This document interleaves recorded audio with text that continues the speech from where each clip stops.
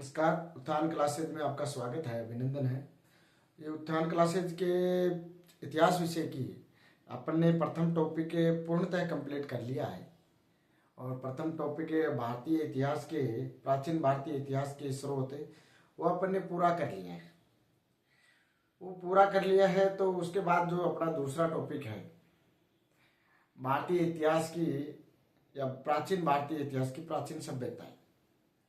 प्राचीन सभ्यताओं में अपन दो चीजें हैं, एक तो सिंधु घाटी सभ्यता और एक वैदिक सभ्यता है।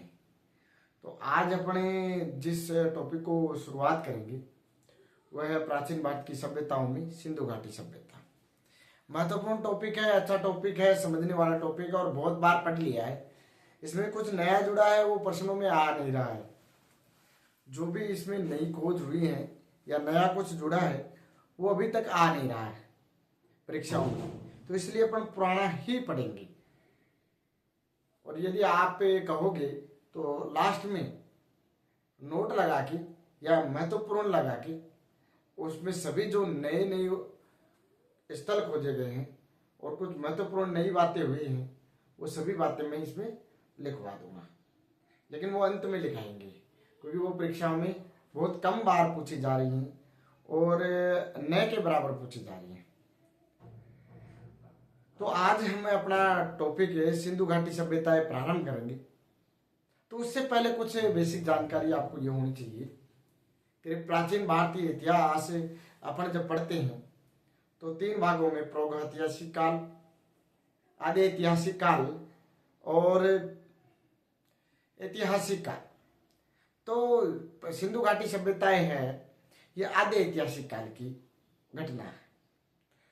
आदि ऐतिहासिक काल की सभ्यता है क्योंकि इस काल में लिपि थी, भावचित्रात्मक बुद्धोपनिषद जिसको अपन कहते हैं। तो वो लिपि तो थी लेकिन अभी तक पढ़ी नहीं जा सकी है। और जब ये पढ़ी जाएगी तो और क्या क्या खुलासे उस काल के समय के होते हैं, जब तो ये पढ़ी जाएगी, अभी तक ये पढ़ी नहीं गई है। तो सिंधु घाटी सभ्यता के विषय में अपन पढ़ेंगे। तो पढ़ने के लिए पहला है सिंधु घाटी सभ्यता। तो ये आदि ऐतिहासिक काल की घटना है। कौन से काल की? आदि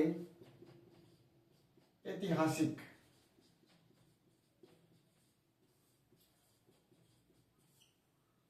काल की सभ्यता है।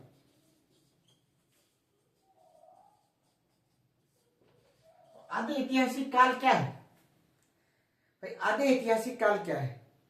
तो आदि ऐतिहासिक काल वो है जिसमें लिखा तो गया है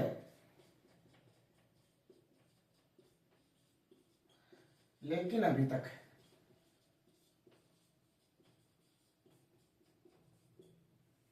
पढ़ा नहीं गया है।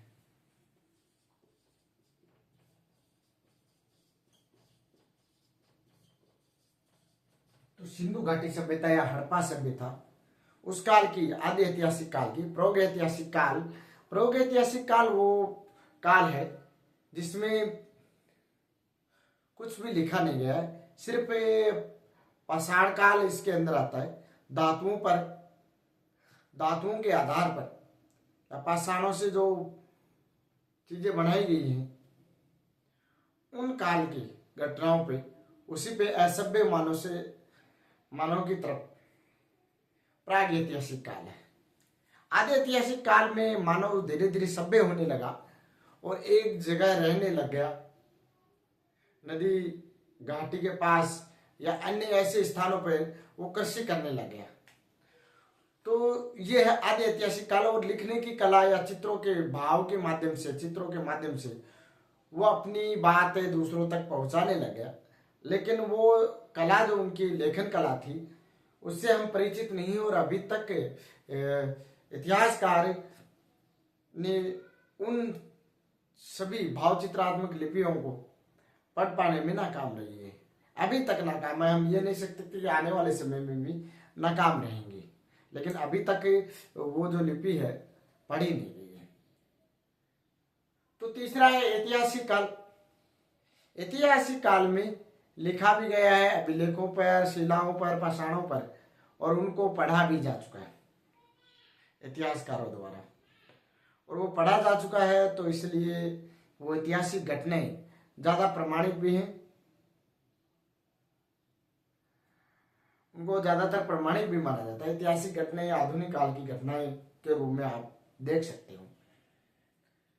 तो सिंधु घाटी सभ्यता के उस समय उनके साथ साथ और कौन कौन सी सभ्यताएं थी उस समय? उनके मेसोपोटामिया की सभ्यता थी, मिस्र की सभ्यता थी, और चीन की सभ्यता, और सिंधु घाटी, चार ये सिंधु घाटी सभ्यता, ये चारों सभ्यताएं महत्वपूर्ण, एक दूसरे के पूरक यानी कि समानांतर चल रही, आसपास समय काल के साथ साथ चल रही सभ्यताएं थी।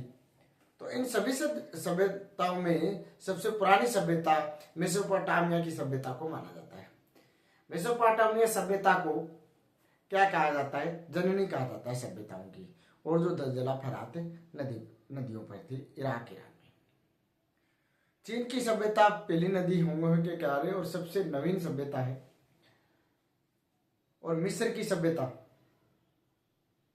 सबसे विकसित सभ्यता, या जो सबसे लंबे समय तक चली सभ्यता, मिस्र की सभ्यता जो नील नदी के किनारे। तो आप विश्व में यानी कि समकालीन विश्व की प्रमुख सभ्यता, सिंधु घाटी के समकालीन विश्व की प्रमुख सभ्यता, तो पहला है मेसोपोटामिया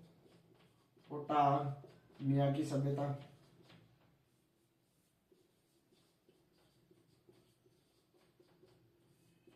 तो इसकी नदी है दलदला फरात।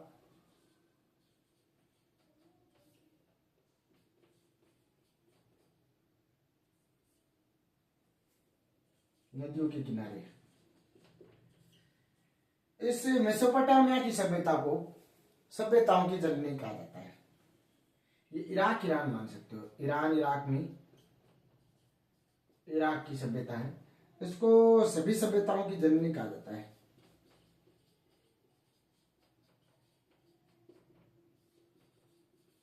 यानी कि मानव जो सभ्यता है उनकी जननी, यानी कि जो सभ्यताएं हैं एक साथ रहने की, तो उन सभ्यताओं में सब मेसोपोटामिया की सभ्यता को जननी कहा जाता है। और आपको इतिहास में रुचि कम है, फिर भी आप इतिहास पढ़ रहे हो तो अच्छी बात है। और first grade, second grade, third grade और केंद्र की भर्तियों में, अधीनस्थ बोर्ड की भर्तियों में इतिहास विषय बहुत महत्वपूर्ण विषय है। अब मैं दीपावली के बाद जब 24 यानी कि अगले महीने से, अभी अक्टूबर से नहीं, नवंबर से मैं सोच रहा हूँ कि राजस्थान कला और संस्कृति, कला से और बढ़ा दी जाए। और मेरे हिसाब से अक्टूबर महीने में राजनीति विज्ञान यदि पूर्ण नहीं होती है तो भी अपन कला और संस्कृति लगा लेंगे। यदि राजनीति विज्ञान पूर्ण हो जाती है तो राजस्थान में इतिहास और कला और संस्कृति तो चलेगी ही, उसके साथ भारतीय इतिहास, ये लंबा विषय है, ये तो पूर्णतः चलेगा, बहुत लंबा है। क्योंकि प्राचीन भारत की 8 ये हैं, उस 3 महीने इसमें लग जाएंगे, 2 या 3 महीने इसमें लगेंगे। मध्यकालीन भारत में आप मानो 1.5 महीने लग जाएंगे, और आधुनिक भारत में भी 3 महीने लग जाएंगे। 8 या 9 महीनों का कोर्स है, पूरा कोर्स अपन करेंगे। आपको कहीं भी जाने की जरूरत नहीं होगी इस इतिहास में, अन्यथा पढ़ने की कहीं भी जरूरत नहीं होगी। एक साथ पूरी आपको ये मान लो 100-150 जितनी भी इसकी क्लासें बनेंगी सभी एक साथ मिल जाएंगी। और राजस्थान इतिहास भी मैं कोशिश करूंगा, राजस्थान इतिहास और कला संस्कृति कि पूरा एक साथ मिल जाए आपको। मैं राजस्थान इतिहास, कला संस्कृति और राजनीति, और इसमें अभी जो कक्षाएं और होंगी, अभी जो मेरे को देखना है कि दीपावली की छुट्टियों में हमारे बच्चों का नुकसान न हो, इसलिए मैं इसमें इसी चैनल पर कक्षा 6, 7, 8 संस्कृत विषय की पहले क्लासें डालने वाला हूँ। तो जो आपके आसपास कक्षा 6, 7, 8 पढ़ते हैं उनको संस्कृत विषय पढ़ने में कमजोर हैं, क्योंकि छठी आते हैं पहली चोर अपन राजस्थान बोर्ड में क्लास 6 से ही संस्कृत पढ़ते हैं, तो कभी कभी दुविधा आ जाती है। तो उन दुविधाओं को दूर करने के लिए मैं, क्योंकि हमारे बच्चों को भी दुविधाएं हैं संस्कृत में, तो उनको दूर करने के लिए मैं ये क्लासें ले रहा हूँ। तो अच्छा, बाय द वे छोड़ो, जब आएंगी तब उनके विषय में बात करेंगे। तो मेसोपोटामिया की सभ्यता दजला प्रांत नदियों पे इराक और ईरान मान लो सभ्यताओं की जननी इसको कहा जाता है। दूसरी है मिस्र की सभ्यता। तो मिस्र की जो सभ्यता है ये नील नदी के किनारे, सबसे लंबी नदी नील नदी के किनारे विकसित हुई। मिस्र में नील नदी के किनारे विकसित हुई, और इसको अपन क्या कह सकते हैं, ये सबसे लंबे समय तक चलने वाली सभ्यता थी। ये क्या थी? सबसे लंबी समय तक चलने वाली सभ्यता थी। आप साथ साथ लिखते जाइए, या बाद में मैं बोर्ड को ऐसे छोड़ दूंगा, यानी कि 20 या 25 सेकेंड के लिए आप स्क्रीनशॉट ले लीजिए। स्क्रीनशॉट नहीं तो आप लिख भी सकते हो, इतना ज़्यादा मैटर है नहीं, क्योंकि शुरुआत में, और ये बहुत बड़ा मैटर है, सिंधु घाटी सभ्यता और वैदिक सभ्यता इन दोनों, तो इसमें से कम 15 या 16 क्लासें होंगी। मेरे को आशा है कि 15 या 16 क्लासें होंगी। कुछ बड़ी क्लासें में इसलिए नहीं रह रहा, मैं पहले भी कह चुका हूँ कि बड़ी क्लासें में मेरे को नहीं लेनी है। दिन की 2 क्लासें बना सकता हूँ, लेकिन बड़ी क्लासें नहीं बनाएंगे। बड़ी क्लासों से 2 तरह के नुकसान हैं। एक तो आपको बोरियत महसूस होने लगती है और याद कम होती है। इस क्लास में मैं यही 2 बार छोटी क्लास बना के 2 बार रिपीट कर देता हूँ, तो आपको याद हो जाएगी। और अन्यथा बात अपन क्लास में करेंगे नहीं, अन्यथा बात करेंगे तो क्लास लंबी हो जाएगी, तो अन्यथा बात अपन कम करेंगे, सिर्फ पढ़ाई की बातें करेंगे। मिस्र की सभ्यता नील नदी सबसे लंबी समय तक चलने वाली सभ्यता थी ये। तीसरी है सिंधु घाटी सभ्यता, जो अपनी है सिंधु सभ्यता।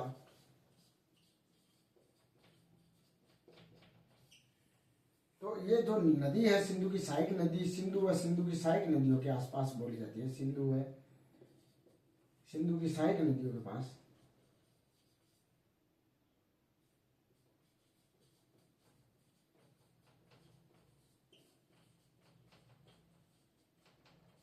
आसपास, और ये सबसे समृद्ध है और सब विकसित सभ्यता थी, सबसे समृद्ध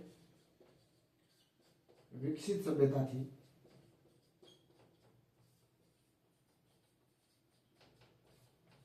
और सबसे अंत में जो थी वो चीन की सभ्यता। चीन की सभ्यता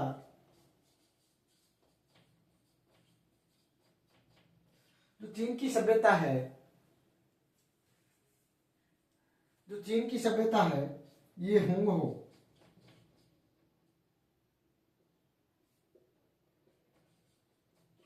नदी, जिसको पीली नदी भी कहते हैं,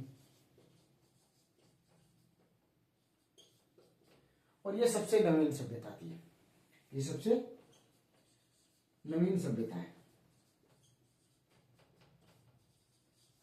तो अब तक जो अपन ने पढ़ा है सिंधु घाटी सभ्यता पे, तो सिंधु घाटी सभ्यता में पढ़ा है कि ये आद्य ऐतिहासिक काल यानी कि धातु काल की सभ्यता है। कौन से काल की? धातु काल की सभ्यता है। और धातु भी कौन सी? कांस्य युगीन सभ्यता।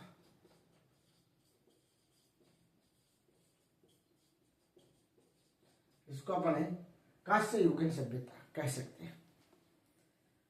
धातु युगीन सभ्यता है, कांस्य युगीन सभ्यता है, आदि ऐतिहासिक काल की सभ्यता है, जहां पे कुछ लिखा तो गया है लेकिन अभी तक पढ़ा नहीं गया है। कि लिपि लिखी तो गई है लेकिन ये पढ़ी नहीं गई है। और ये सिंधु घाटी सभ्यता की समकालीन 3 और सभ्यताएं थी। मेसोपोटामिया की सभ्यता जो दजला प्रांत नदी, इराक और ईरान में दजला प्रांत नदियों के किनारे थी, और सबसे पहली सभ्यता यही थी, इसलिए सभ्यताओं की जननी कहा जाता है मेसोपोटामिया की सभ्यता को। दूसरी है मिस्र की सभ्यता, जो सबसे लंबे समय तक चलने वाली सभ्यता थी और सबसे लंबी नदी नील नदी पर विकसित थी, मिस्र की सभ्यता।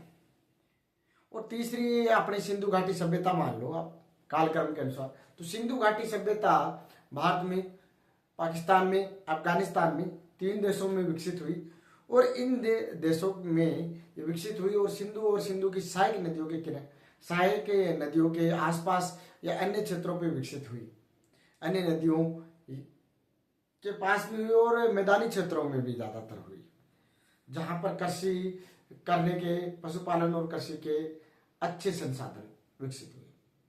चौथी है चीन की सभ्यता। चीन की सभ्यता होंगो नदी, जिनको पीली नदी भी कहा जाता है वर्तमान में, पीली नदी के किनारे हुई और सबसे नवीन सभ्यता है। तो आगे अपने सिंधु घाटी सभ्यता के अतीत के विषय में पढ़ेंगे, तो आप लिखो सिंधु घाटी सभ्यता का अतीत, यानी कि इसके कब से इनकी जानकारी अपने को प्राप्त हुई, इस विषय में पढ़ेंगे। तो सबसे पहले अपने चार्ल्स मेसन से पढ़ेंगे, और जब प्रथम स्थान राखलदान बनर्जी के द्वारा खोजा गया वहां तक पढ़ेंगे।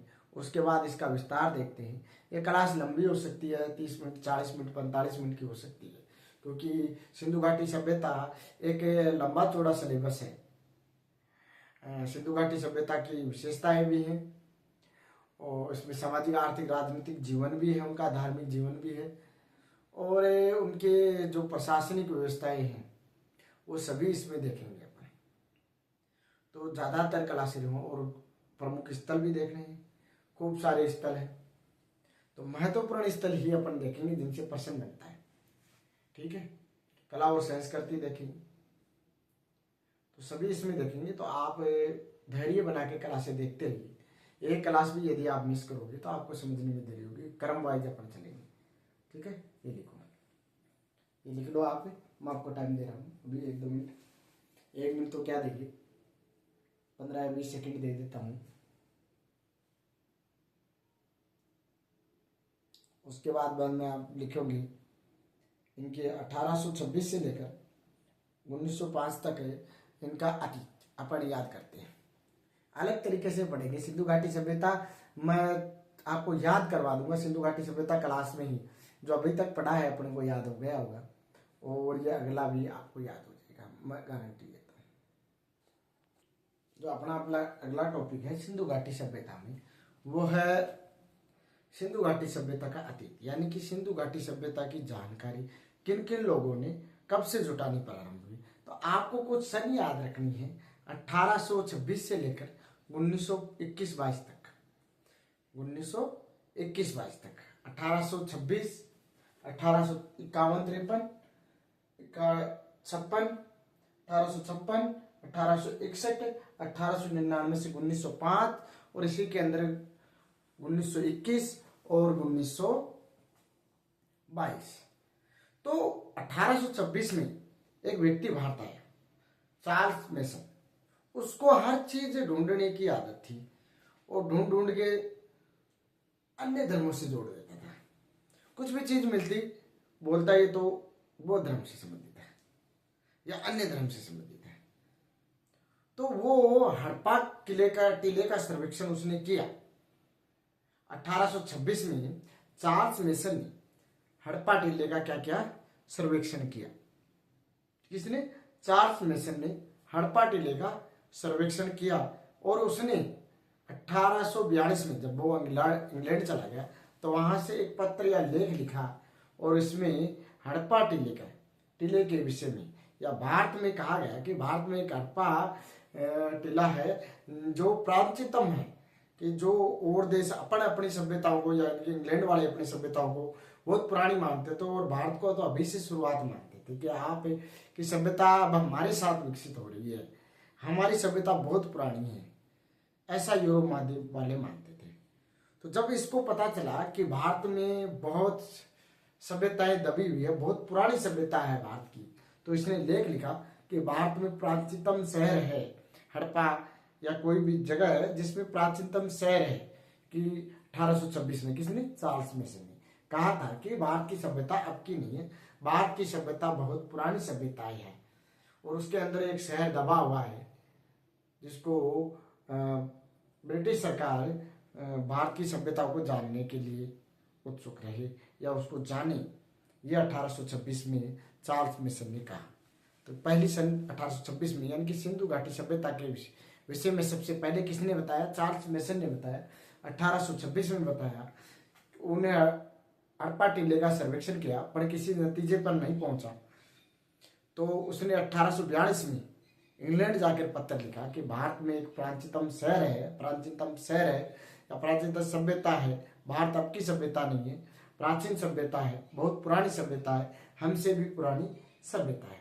उसके बाद 1851-53 में इस हड़प्पा टीले का अलेक्जेंडर कनिंघम ने भी सर्वेक्षण किया, घूमने गया, सर्वेक्षण किया। और 1856 में अलेक्जेंडर कनिंघम ने हड़प्पा टीले का सर्वेक्षण किया और 1856 में उसने हड़प्पा टीले का यानी कि हड़प्पा जो स्थान है 1856 में उसने उसका एक मानचित्र जारी कर दिया। यानी कि पहले 1826 फिर 1851 और 53 कनिंघम ने वहां स्थान पे घूमा कि कौन कौन सा स्थान जो भारत के प्राचीनतम शहरों में आ रहे हैं उसका उसने घूम घूम के भ्रमण किया।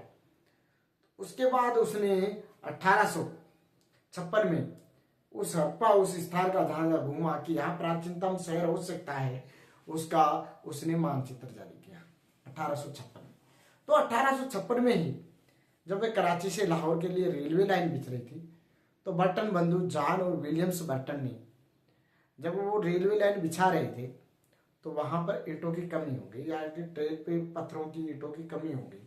तो उन्होंने पास के लोगों को, वहाँ के मजदूर, वहाँ के पास के लोगों को पूछा कि यहाँ कुछ मिल सकता है इन नीचे लगाने के लिए ट्रैकों के, कि कोई मजबूत ईंट या पत्थर मिल सकते हैं।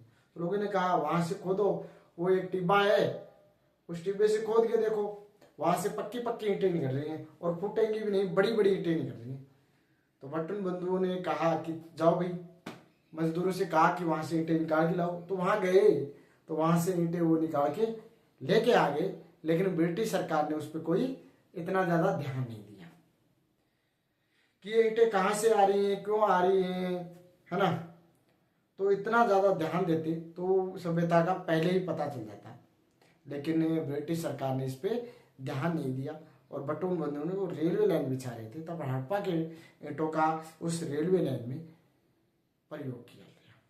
उसके बाद 1856 में 1861 में भारतीय पुरातत्व के विभाग का स्थापना होती है। भारतीय पुरातत्व विभाग की क्या होती है, स्थापना होती है। और भारतीय पुरातत्व विभाग की स्थापना होती है और उसका अध्यक्ष एक कनिंघम को, अलेक्जेंडर कनिंघम को मनाया जाता है। ठीक है, इसका अध्यक्ष किसको बनाया जाता है, अलेक्जेंडर कनिंघम को बनाया जाता है 1861 में। अब 1899 और 1905 के समय में लॉर्ड कर्जन जो पुरातत्व जानकारी का वेता था और पुरातत्व चीजों के लिए जानना चाहता था, वो भारत का वायसराय बन के आता है, भारत आता है।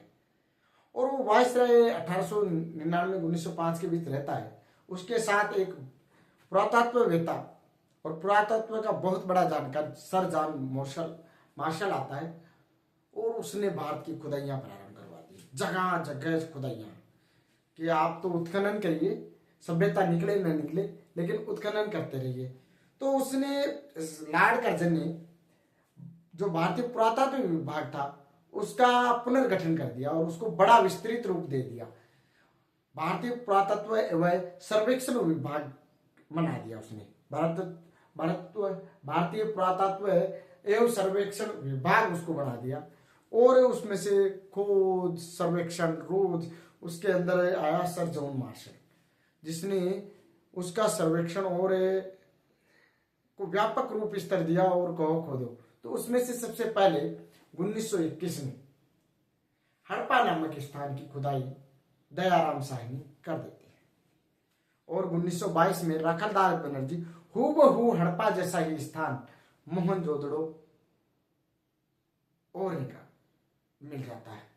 और भारत की सभ्यता, यूरोप वाले सोचते हैं कि ये सभ्यता हमसे भी पुरानी निकल गई है। और सर जॉन मार्शल ने इतना जोर लगा दिया उस सभ्यताओं को ढूंढने में, तो उसने कहा कि पूरा उत्तर भारत खदेड़ दो, खोद दो, उत्खनन कर दो। तो भारत, पाकिस्तान और अफगानिस्तान में उत्खनन का कार्य इतना व्यापक जोर से प्रारंभ कर दिया गया और भारत में देखते ही देखते भारत विश्व की प्राचीनतम सभ्यताओं में अपना स्थान रखने लगा। ये सर जॉन मार्शल की ही एक काबिलियत थी कि भारत जहां खड़ा था उससे 2700 ईसा पूर्व हो गया। इसका कालक्रम निर्धारित रेडियो डेटिंग विधि से की गई है, जो आगे कक्षाओं में पढ़ेंगे कि आज जब हम भारत को देखते हैं उससे बहुत पुराना भारत खड़ा हो गया। हूबहू भारत जैसी दशाई, पक्की ईंटें, एक दूसरे को काटते हुए नालियां, समकोण सड़कें, सुव्यवस्थित तरीके से बसे हुए नगर, इतने सभ्य और शालीन व्यक्तित्व वाले व्यक्ति रहे होंगे इस सभ्यताओं में कि भारत तभी तो सोने की चिड़िया कहलाता है। क्यों कहलाया? क्योंकि भारत ने जहां हमने अपने को पाया है उससे भी पीछे अपने और भी सभ्य मिलते हैं। हम मानते हैं कि आज के जमाने में हम बहुत ज्यादा सभ्य हैं, लेकिन आप सिंधु घाटी जब पढ़ोगे तो आपको लगेगा कि वो लोग हमसे ज्यादा सभ्य और पढ़े लिखे और व्यापार वाणिज्य और धार्मिक प्रवृत्ति सभी को साथ लेकर चलने वाले व्यक्तित्व थे। आपको सिंधु घाटी सभ्यता पढ़ते हुए मेरे साथ मजा आएगा, ये मजा आएगा। तो ये एक बार और फिर दोहरा देता हूं मैं। इसके बाद कल अपन कालक्रम, सिंधु घाटी का विस्तार, कालक्रम और सिंधु घाटी के प्रमुख स्थल देखेंगे। ये क्लास बड़ी ना हो, इसलिए मैं ये चाहता हूं कि बड़ी ना हो, कुछ बेसिक जानकारी अभी दे रहा हूं। तो ये अपने वापस देख रहे हैं सिंधु घाटी सभ्यता का थी। तो 1826 में चार्ल्स मेसन ने सबसे पहले सिंधु घाटी सभ्यता के टीले का सर्वेक्षण किया, लेकिन किसी जानकारी पर नहीं पहुंचता है और नहीं पहुंचने के कारण वो 1842 में इंग्लैंड जाता है और वहां से पता लिखता है कि भारत, आप जिस भारत को जानते हो उस भारत में भारत से पहले एक और सभ्यता है और प्राचीनतम नगर है, आप उत्खनन करवाइए। लेकिन ब्रिटिश सरकार इस पे कोई ध्यान नहीं देती है।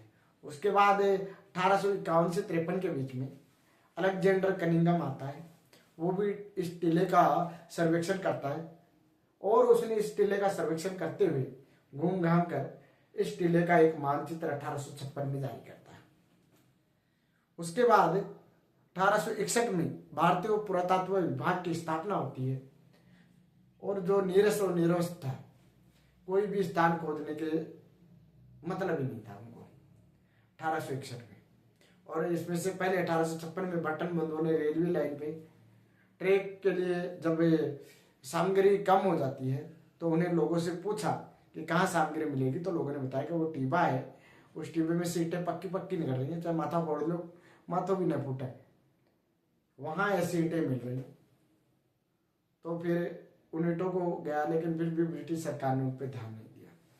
1861 में पुरातत्व विभाग की स्थापना होती है, लेकिन जब लॉर्ड कर्जन भारत आता है और वो पुरातत्व का इतना जानकार था, तो वो सर जॉन मार्शल उसी के कार्यकाल में भारत आते हैं और वो भारत आकर पूरे उत्तर भारत को उत्खनन के कार्य में धकेल देते हैं और उत्खनन का कार्य कर लेते हैं और भारत एक जहां खड़ा था उससे पहले वाली स्थिति में खड़ा हो जाता है, सोने की चिड़िया वाली स्थिति में खड़ा हो जाता है कि भारत के लोग इतने सभ्य नगरी अपन औद्योगिक क्रांति आज देख रहे हैं, ये तो पहले ही औद्योगिक क्रांति के उद्योग धंधे के लिए चौहंदड़ो प्रसिद्धामन के वगैरह लोथल से नाव मिल रही हैं, गोदी डार्क यार्ड, स्टेडियम धोलावीरा से एक जैसे दो शहर, 1921 में हड़प्पा मिलता है और 1922 में मोहनजोदड़ो मिलता है, जिसको पिगट मोदे ने जुड़वा राजधानियां कही हैं। तो ये सब चीजें मिलती हैं। 1899 से लेकर 1905 तक लॉर्ड कर्जन आता है और भारतीय पुरातत्व विभाग के पुनर्गठन करके भारतीय पुरातत्व सर्वेक्षण विभाग की स्थापना करता है और जिसका महानिदेशक सर जॉन मार्शल को बनाता है। और सर जॉन मार्शल के नेतृत्व में भारत के दो महान उत्खननकर्ता और महान इतिहासकार दयाराम साहनी और राखलदास बनर्जी ने दयाराम साहनी ने 1921 में हड़प्पा, जिस इस सब सिंधु घाटी सभ्यता को हड़प्पा सभ्यता इसीलिए कहा जाता है क्योंकि प्रथम स्थान जो खोजा गया था वो हड़प्पा खोदा गया था। तो हड़प्पा खोजा गया था इसलिए सिंधु घाटी सभ्यता को हड़प्पा सभ्यता भी कहा जाता है। तो 1921 में हड़प्पा व 1922 में हड़प्पा के हूबहू जैसा शहर मोहनजोदड़ो उत्खनन से प्राप्त हो जाता है। तो आज के लिए अपने सिंधु सभ्यता की बेसिक चीजें पढ़ रहे हैं। इसके बाद अगली क्लास में हम सिंधु घाटी सभ्यता की अनेक बेसिक चीजें और पढ़ेंगे, जैसे इसका विस्तार कहाँ तक था और इसका कालक्रम क्या निर्धारित होता है, और पढ़ेंगे कि इसके प्रमुख स्थल, उसकी नदी और उसके उत्खनन करता है। एक लाइन में पढ़ेंगे 15-20 कि एक साथ कभी कभी मिलान पूछ लिया जाता है, अपने अलग अलग लिखते हैं तो याद नहीं होते, एक साथ ही याद करेंगे, 2-3 बार बोले तो याद हो जाएगा। तो इसी के साथ ये क्लास आप लिख लीजिए, खत्म करता हूँ। नमस्कार, धन्यवाद। पढ़ते रहिए मेरे साथ उत्थान क्लासेज। यदि आपको ये क्लास अच्छी लगती है तो अपने दोस्तों के साथ शेयर कीजिए। उत्थान क्लासेज के चैनल को आने वाले अन्य क्लासों के लिए सब्सक्राइब कीजिए। यदि क्लास में कोई कमी है या आपको अच्छी भी लगती है या कोई हमसे कमी होती है तो कभी हमको कमेंट के द्वारा बताइए। यदि अच्छी लगती है तो अप्रिशिएट कीजिए, इससे हमारा मनोबल और बढ़ेगा। धन्यवाद, नमस्कार, राम राम। लिख लीजिए।